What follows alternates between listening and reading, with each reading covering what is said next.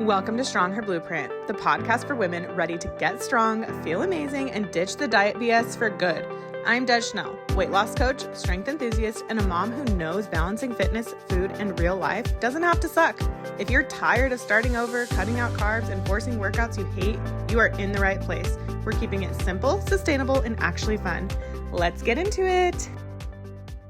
Hey friends, welcome back to the Strong Her Blueprint podcast. Today's episode is definitely a topic that I've been wanting to open up on the internet about pretty much since I started sharing on social media, but it's also one of the darkest times in my life to revisit. And so I feel like I've just put it off for a really long time, but I think now is a really good time to circle back to this topic. This is definitely not going to be one of those I bounced right back after having a baby highlight reel. This is real and raw, and it is for every other mom who has ever felt this deep and dark and lonely in their postpartum journey. So let's talk about it. Postpartum depression, postpartum anxiety, breastfeeding, panic attacks, food coping, and how I clawed my way out of one of the darkest times of my life. Now, let me begin by telling you that I've never been a small girl, and we will talk about my childhood. We will talk about where I learned how to cope with food and all of that in later episodes, but I do want to lead with that. I was already a bigger girl when I got pregnant. I probably weighed around 220, 230 when I got pregnant with my son. So I was not a small girl by any means. However, in 2017, I had my son and motherhood hit me like a freaking freight train. His birth was really traumatic, and I won't go into details, but essentially my body failed me, and my body failed me over and over and over. It's a really long birth story. It's actually on YouTube if you want to check it out. But I have no desire of going back and revisiting that birth story ever again. But I will tell you that his birth was the kind that shakes you to your core, and it changes how you feel in your own body. I remember a few days after I had my son, it was probably 2, 3, maybe 4 days, like max, after having him. I was sitting in my living room and I felt my throat close up, and I thought I was having an allergic reaction to something. And I remember standing up and just full sprinting to my room because I didn't know what to do. Like I had no control over my body. I already was dealing with so much from the aftermath of having him, and then just being postpartum in general, and all of like the hormone crashes and shifts that take place. And I just remember feeling my throat close and freaking out. And I just started crying, like uncontrollably crying, bawling. And my poor husband was like, what do I do? He didn't know what to do. So what he did, which was the best thing that he possibly could have done, was call my mom. And I was able to kind of calm myself down a little bit. My husband actually calmed me down too. He just kind of started talking to me. He started telling me a story, and just to kind of distract my brain until my mom got there. And as soon as my mom got there, she knew exactly what had happened. She was like, you just had your first anxiety attack. And I think it was from that point on that I genuinely did not trust my body at all. I feel like it had failed me over and over and over again, and I just didn't know what was going to happen next. I was constantly waiting for the next bad thing to happen because there were so many things postpartum that happened that were so awful and bad that I was just like waiting for the next thing, and it was torturous. And I think I stopped moving my body, or just chose to not move my body at all, because of that, because I just didn't trust my body. I didn't respect my body. I didn't love my body. And I didn't recognize that back then. But obviously now I've grown, I've healed, and I've realized that's probably what happened. And I turned to food, not for nourishment at all, but for comfort, for survival, for a coping skill, for a dopamine hit. Like I just wanted it to make me feel something, anything. I wanted to feel something. And of course, in turn, the weight started piling on. I gained weight super, super rapidly. But honestly, the weight gain wasn't even at the top of my list of concerns. Like I was so unhappy. I was not okay at all. And I kind of lived in that bubble of just like anxiety and just nerves for the next 2-ish years. And in that time frame, I had to decide, like, are you going to have another baby, or do you not want to go through that again? And I really struggled a lot. COVID had hit, and I was actually supposed to go on a vacation to Cabo, and the vacation got canceled. And so I didn't know what to do. I was like, I've been looking forward to this vacation forever. Like I was kind of trying to get in shape for it, but not really.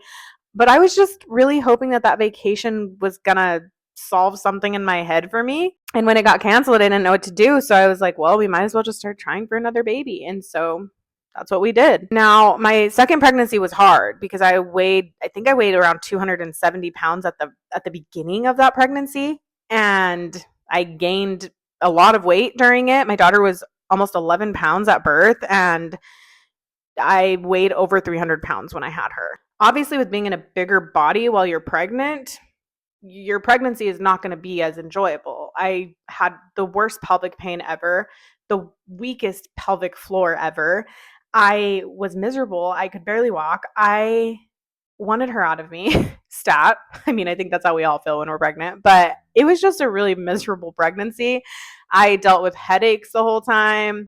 I was lucky enough to never have dealt with like morning sickness or really like any nausea, but I mean, I had everything else, heartburn. I mean, it was just not a fun pregnancy. I'm definitely not one of those people that enjoys being pregnant. And maybe I would in a smaller body, but I just, especially in a bigger body, I hated every second. Now, with my daughter, I did have a scheduled C-section due to the trauma of my first birth. My doctor recommended a C-section, and the C-section was actually such a better experience. I really did have a really good second birth. It was, once again, during COVID, and so nobody could come in and see us, and I actually liked that. It was very nice to just have like the intimate moment between my husband and I and our brand new baby girl, and I was just, I don't know, it was like a really happy, healing moment to have her. Like it really was. But postpartum, right? Like I got home and I started breastfeeding. I was so determined to breastfeed her. I was like, I am breastfeeding her. I was robbed of that experience with my first. And so I wanted to breastfeed her so bad. Like that was the top of my like priority list, which it shouldn't have been. But I just really wanted to experience that. Like I wanted to say that I breastfed and to be able to feel like a better mom because I did that. And hindsight is 2020. Like that's not what makes you a good mom. Like breastfeeding is not what makes you a good mom. That's like the last thing on the list. But of course, there was so much just on the internet at that time about like breast is best and just you have to breastfeed or you're a horrible mother. And I was just very impressionable and I was not doing great mentally. And so, of course, that was all that stuck with me. And I just made sure that I breastfed. And wow. Like, we just don't talk enough about how hard just learning how to breastfeed is. And not only that, but like you're up all night with a newborn baby who's crying and waking you up every freaking hour. My baby didn't want to sleep anywhere other than right freaking next to me, which was exhausting. I remember waking up in the middle of the night, and it was probably like the 8th time that I had been woken up that night. And I remember holding my daughter and just sobbing because I was like so exhausted. But the only way she would sleep is in my arms. But I was terrified. Like, obviously, that's not safe. And so I couldn't sleep when I was holding her and I was fighting sleep. Like I was fighting sleep so that she could get sleep. And it was just the most exhausting cycle ever. And of course, I was exhausted. I was miserable. It was awful. It was so awful. And on top of all of that, every time I breastfed, I felt like I was dying inside. So there's something called DMER, I believe is what it's called. And it's essentially like every time you breastfeed and you have a letdown, if you've breastfed, you know what that means. It essentially like causes some sort of hormonal shift that's large enough to where it makes you feel like really, really depressed. And I don't want to like get flagged or anything on this podcast or on the internet, but the best way I can put it is that I had never felt more dark, deep, depressed than in those moments. Like I didn't want to be alive. That's how bad every single time I breastfed, that's what was happening. So you can only imagine how my mental health was doing during that time, because you breastfeed like 50 times a day. I mean, that's exaggerating, but you breastfeed a lot in a day, especially with a newborn. Now, because I felt like that, And because I was breastfeeding, my body was screaming for food. I was craving every food you could imagine. All I wanted to do was eat. I was binging. I was just basically trying to numb, but I was also spiraling. Like it was just a really, really deep, dark, depressed, like I just wouldn't wish it on my worst enemy, to be completely honest. I was having weekly anxiety attacks at that point. Like I knew every time one was about to come on, it was usually in the middle of the night, and I would have an anxiety attack. I would cry. It was just a cycle that repeated itself essentially like every couple of days. I was truly barely functioning and like just trying to survive each day. And I was also not being the best mom to my oldest, which I don't think really any of us are when we're freshly postpartum. It's hard to give your older kid or children that attention. But like I didn't have any patience. And he was a hard toddler as is. And there are a lot of things during that time that I wish I could take back and that I wish I could heal from, not only for myself, but for my son too. Eventually, I made the choice to stop breastfeeding, and that felt like failing too, but it was the best decision I think I could have ever made for myself. It really was. That is when everything changed. And if you followed me for a while, you know my journey from there. When I decided to stop breastfeeding, I actually had some clapback online. I didn't have a huge following at the time, probably like maybe 3, 4, 5,000 people.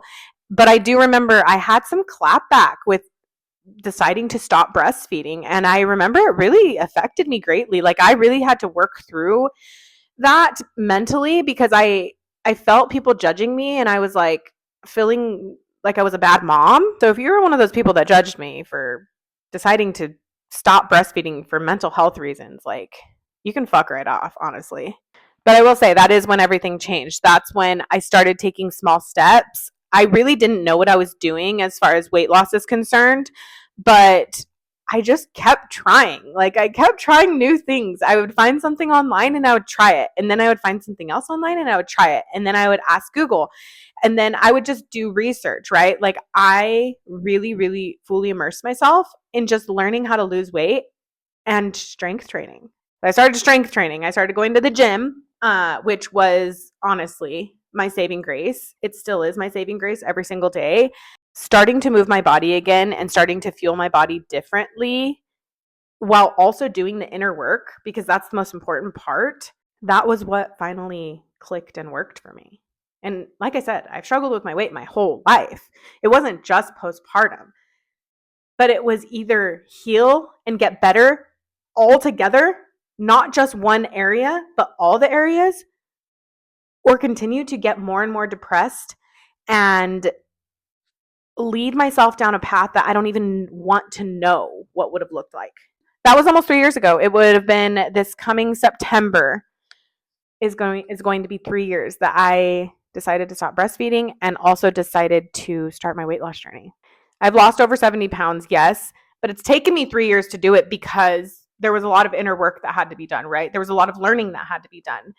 I'm finally in a really good groove this year where I'm like, okay, now I know how to lose fat. I know how to build muscle. I know how to do it at the same time. My mind is still healing every single day, but we are on a really good track, I guess. We're on track to meet all my goals. But it really did take 2 years of learning and healing and growing and just so many tears, so much sweat. So like it's just when they say blood, sweat, and tears, that is so true when it comes to weight loss. I really do feel like I am a better mom now, a better wife. And now I get to coach other women to do what I have done and am doing. And it is just the biggest blessing ever. And it's not because I got skinny or hit a goal weight, but it's because I fought like hell for my mental health. And I still do every day.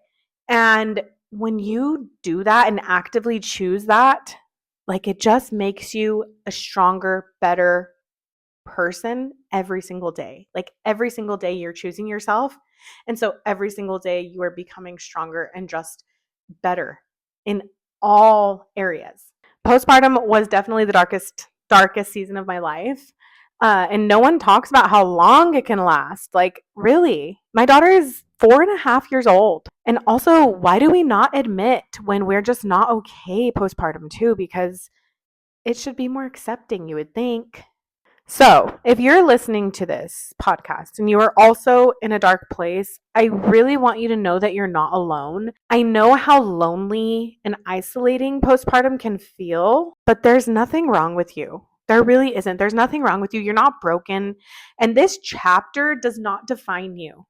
Keep pushing forward. Keep choosing yourself first. You have to choose yourself first. You really do. Like, our babies are everything to us, and I know that. My babies are everything to me. They're not babies anymore, but they'll be my babies forever. I tell them that almost every day. But when we're choosing ourselves and putting ourselves first as mothers, we are able to be such better moms. And not only that, but we show our kids that it's okay to put yourself first. It's okay to do things that are for you and choose your health. So, anyways, that is my postpartum journey story. If you guys ever want me to go into more detail, I totally can. I really wanted to kind of make this episode short and sweet and kind of just remind you, like, hey, if you're in this place, I've also been there and I get it on another level. But if this episode hit home for you, I hope you'll stick around, because this podcast really is all about reclaiming your power physically, mentally, and emotionally, because those all three go together. And I share my story so that you can feel less alone in yours. So if you're ready to take that first step toward healing, toward feeling strong again, and just feeling like you again, I am here. Follow along on Instagram. I'll put it on the screen right here.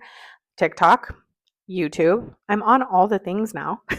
And send this to a mom who needs to hear this, because I know if somebody would have sent this to me when I was freshly postpartum, it would have healed me. It really would have. I mean, it wouldn't have healed me altogether, but it would have done something for me.